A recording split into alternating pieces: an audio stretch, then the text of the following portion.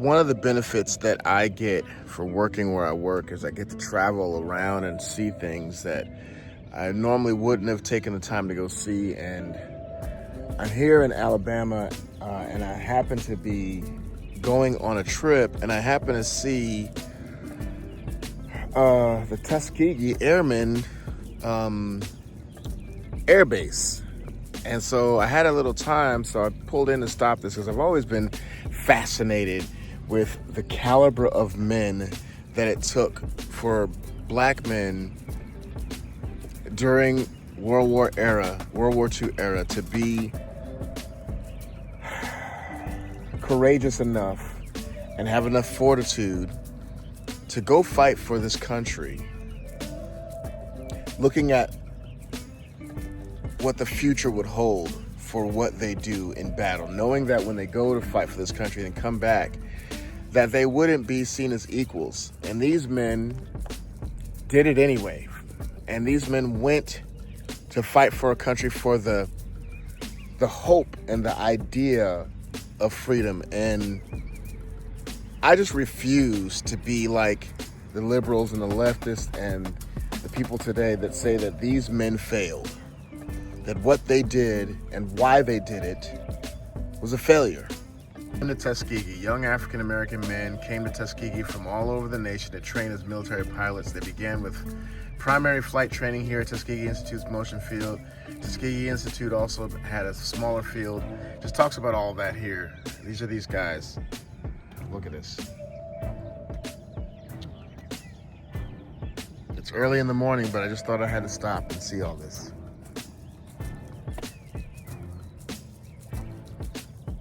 We got to give honor to these guys, man, not just because of what they did, but because of the attitude that they had, because of the way they saw life, the way they did things. These men were not men who lived as victims. They didn't live and act as people who needed approval and needed help, and they just took what things were and pushed the limit and said, no, nobody's gonna stop me, and did what they needed to do and blazed the trail, and were good at it. Like most of American society in the 1940s, the military was strictly segregated along racial lines. The Tuskegee Airmen served in separate units throughout the war. Despite these conditions and the skepticism of the military leadership, they molded themselves into highly effective combat units and served their country with distinction. The men of the 99th Fighter Squadron and its 332nd Fighter Group completed over 1,500 missions, destroying over 260 enemy aircraft, 112 in the air, sank one enemy destroyer, and demolished many enemy installations. But the thing that I want you to pay attention to is it says that they molded themselves in spite of. Oh, that we would have that sort of thinking and heart today. It's not just black people, but Americans. I see airplanes over there. I would love to go over there and check them out, but that's not part of this, I don't think. I'm gonna walk around a little bit. 70, 80 years ago, in this spot, history was being made, and people's ways of thinking were being changed, and young men who were in their early 20s had the fortitude to do things that, number one, was going to cost them their life, could have costed them their life, and they didn't even have the guarantee of glory like everybody else had, but yet and still, they did it. This is the legacy that we as black people, and by proxy Americans, have. And so when we're talking about making America great again, this is what we're talking about. This attitude is part of that.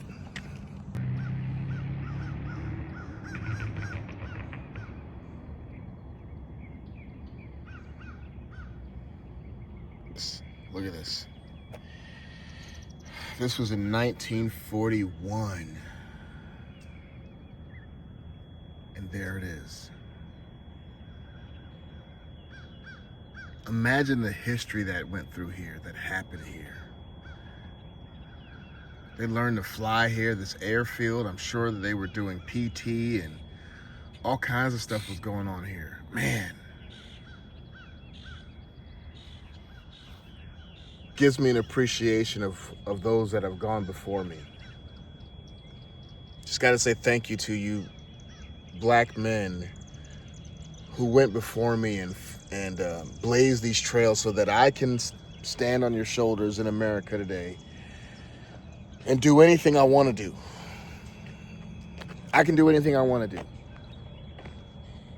These men in this place sacrificed and fought and went through things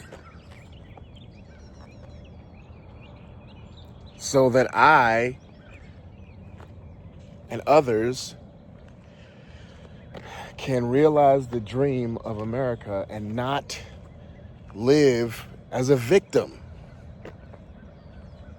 This is what we need to be learning and teaching, not that there's a white boogeyman around every corner that's going to stop you. These men didn't think that nothing could stop them. They didn't think anything could stop them. And there were actual boogeymen in the 30s and 40s that were trying to stop us literally, physically from doing things and laws and all that. But now, and for a long time, we have been able to do whatever we want to.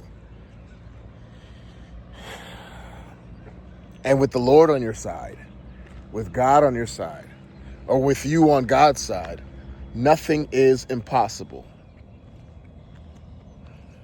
This is amazing to me. This is amazing. And I wonder who and what kind of lives were changed and moved when they came up and down that road 70 to 80 years ago. What families were represented?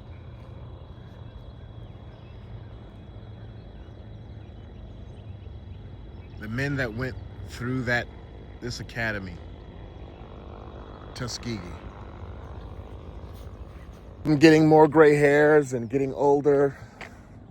I'm glad that I stopped to see this and I was able to see this because it's inspiring and makes me just be that much more determined to not let anything stop me in achieving God's plans for my life.